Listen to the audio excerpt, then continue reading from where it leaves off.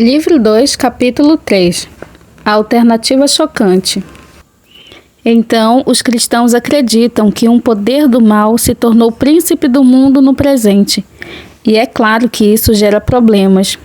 Esse estado das coisas está ou não de acordo com a vontade de Deus? Se estiver, você dirá que ele é um Deus estranho. E se não estiver, como é que alguma coisa pode acontecer contrária à vontade de um ser dotado de poder absoluto? Mas qualquer um que tenha sido investido de autoridade sabe como uma coisa pode de algum modo estar de acordo com a sua vontade e de outro modo não. Pode ser bem sensato para uma mãe dizer aos filhos: eu me recuso a mandá-lo arrumar seu quarto de brinquedos todas as noites. Vocês terão de aprender a mantê-lo em ordem sozinhos. Então, numa determinada noite, ela entra e encontra espalhados pelo quarto o ursinho de pelúcia, as canetinhas e o livro de gramática. Isso vai contra a vontade dela, pois ela preferia que as crianças fossem organizadas. Mas, por outro lado, foi a vontade dela que deixou as crianças livres para serem desorganizadas. O mesmo ocorre em qualquer regimento, sindicato ou escola.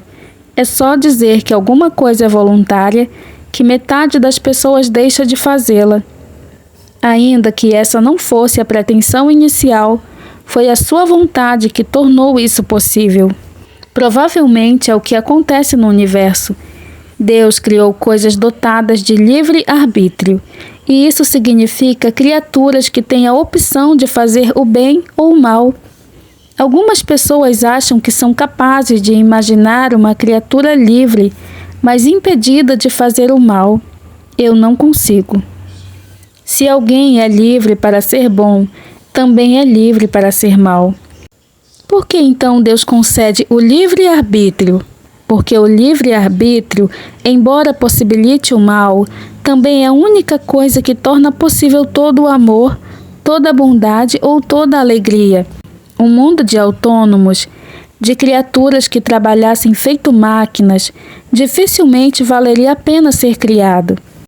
A felicidade que Deus designou para suas criaturas superiores é a felicidade de estar em união com Ele e umas com as outras, livre e voluntariamente, em um êxtase de amor e prazer, que quando comparado com o amor mais arrebatador entre um homem e uma mulher nesta terra, este último seria água com açúcar, e para isso eles têm de ser livres. É claro que Deus sabia o que iria acontecer se a liberdade fosse usada de forma errada. Aparentemente, ele achou que valia a pena arriscar. Talvez nos sintamos inclinados a discordar dele, mas quem somos nós para discordar de Deus? Ele é a fonte da qual vem todo o nosso poder de raciocínio. Você não poderia estar certo e ele errado. Da mesma forma que um riacho não pode correr no sentido contrário à sua própria nascente. Quando você está argumentando com ele, está argumentando com o poder que permite a própria argumentação. É como cortar fora o galho da árvore que você está sentado. Se Deus acha que esse estado de guerra do universo é um preço que vale a pena pagar pelo livre-arbítrio, isto é, por criar um mundo vivo em que as criaturas podem fazer o bem ou causar danos reais e em que algo de real importância pode acontecer, em vez de um mundo de marionetes que só se move quando ele mexe as cordas, então podemos supor que vale mesmo a pena pagar o preço. Quando tivermos entendido algo sobre o livre-arbítrio, devemos ver a tolice que é perguntar, como alguém já me perguntou: por que Deus fez uma criatura de uma matéria tão pútrida, corrompendo-a? Quanto melhor for a matéria de que uma criatura tenha sido feita, quanto mais inteligente, forte e livre ela for, melhor ela se tornará se seguir o caminho certo. Mas também pior se tornará quando seguir o caminho errado. Uma vaca não pode ser muito boa nem muito má. Já um cachorro pode ser melhor ou pior. Uma criança ainda melhor ou pior. Uma pessoa comum, mais ainda. Uma pessoa geniosa, nem se fala. Um espírito sobre-humano, o melhor ou pior de todos. Como o poder das trevas se corrompeu. Aqui, sem dúvida, fazemos uma pergunta para a qual os seres humanos não podem dar uma resposta com absoluta certeza. Entretanto, pode-se oferecer uma hipótese razoável e tradicional, com base em nossa própria experiência de corrupção. No momento em que você tem um ego, surge a possibilidade de colocar a si mesmo em primeiro lugar, de querer ser o centro, que é o desejo, na verdade, de ser Deus. Esse foi o pecado de Satanás, e esse foi o pecado que ele ensinou à humanidade. Algumas pessoas acham que a queda do homem teve algo a ver com o sexo, mas isso é um equívoco. A história de Gênesis afirma antes que, em decorrência da queda, a nossa natureza sexual se corrompeu, mas como resultado dela, não sua causa. O que Satanás pôs na mente de nossos ancestrais remotos foi a ideia de que eles poderiam ser como deuses, como se pudessem estruturar-se por si mesmos, como se tivessem criado a si mesmos, ser os seus próprios mestres, inventar uma espécie de felicidade para si fora de Deus, à parte dele. E dessa tentativa desesperadora veio praticamente tudo o que chamamos de história humana. Dinheiro, pobreza, ambição, guerra, prostituição, classes, impérios, escravidão. A longa e terrível história do homem, tentando encontrar felicidade em algo diferente de Deus. A razão pela qual tal empreendimento jamais será bem-sucedido é esta: Deus nos criou. Ele nos inventou como uma pessoa inventa um motor. Um carro é feito para funcionar à base de gasolina, e ele não funciona com nenhum outro combustível. Agora, Deus designou a máquina humana para funcionar à base dele mesmo. Ele mesmo é o combustível que nossos espíritos foram designados para queimar, ou o alimento do qual nossos espíritos foram designados para se alimentar. Não há outro. Essa é a razão pela qual simplesmente não adianta pedir a Deus para nos fazer felizes do nosso jeito, independentemente da religião. Deus não pode nos dar felicidade e paz à parte de si mesmo, porque elas não se encontram aí. Não existe tal coisa. Essa é a chave para a história da humanidade. Uma energia extraordinária é despendida. Civilizações são construídas e instituições excelentes criadas, mas sempre há algo que dá errado. Sempre ocorre algum desastre fatal que faz as pessoas egoístas e cruéis subirem ao poder, e tudo se torna uma miséria e ruína. Na verdade, a máquina começa a falhar. Ela parece iniciar perfeitamente e funciona por alguns quilômetros, e então o motor funde, pois eles estão tentando fazê-la funcionar com o combustível errado. Foi isso que Satanás fez conosco, seres humanos. E o que foi que Deus fez? Antes de tudo, ele nos conferiu consciência, o sentido do certo e do errado. E por toda a história houve pessoas tentando, algumas muito intensamente, obedecer-lhe. Nenhuma delas foi bem-sucedida. Em segundo lugar, ele enviou à humanidade o que eu chamo de bons sonhos. Estou me referindo àquelas histórias esquisitas espalhadas pelas religiões gentias sobre um Deus que morre e volta à vida. E por sua morte, de alguma forma, concedeu nova vida ao ser humano. Em terceiro lugar, ele selecionou um povo em particular e passou vários séculos incutindo na cabeça deles o tipo de Deus que ele é, que não havia nenhum igual a ele e que ele exigia uma conduta correta.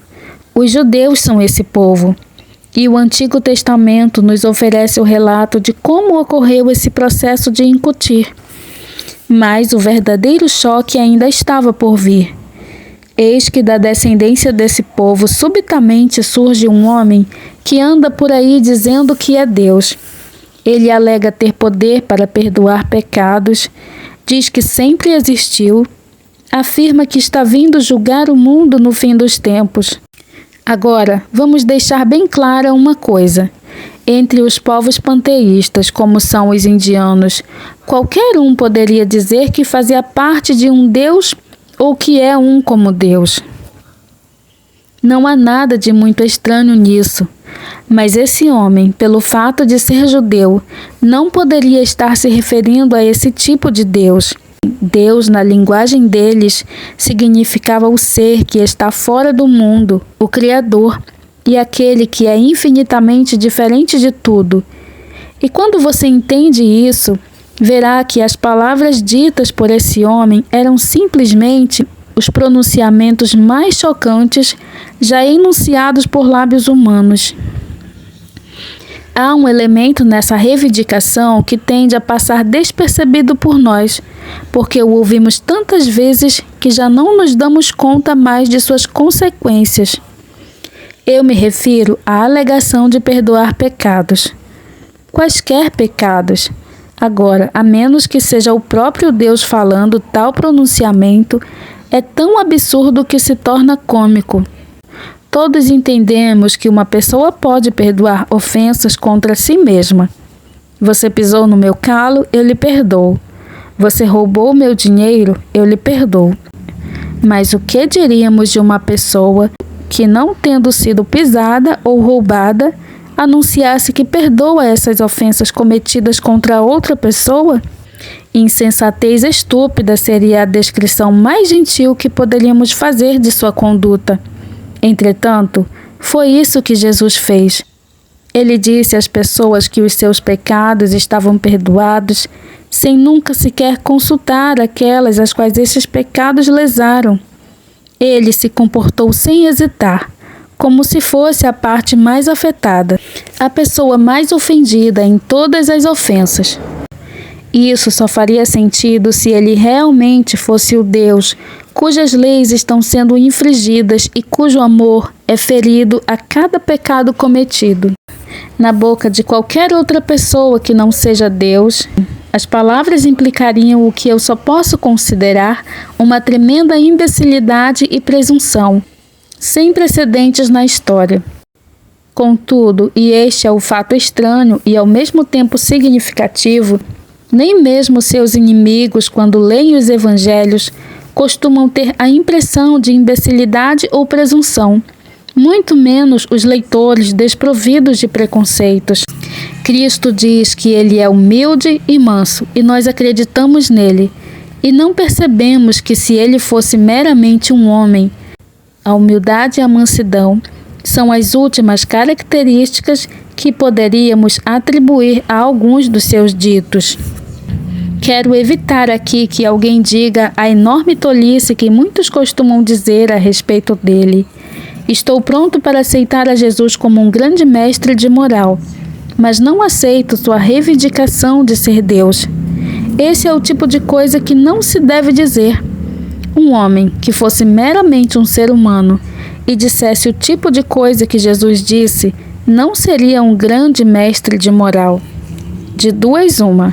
Ou ele seria um lunático, de nível de alguém que afirmasse ser um ovo frito, ou então seria o diabo em pessoa.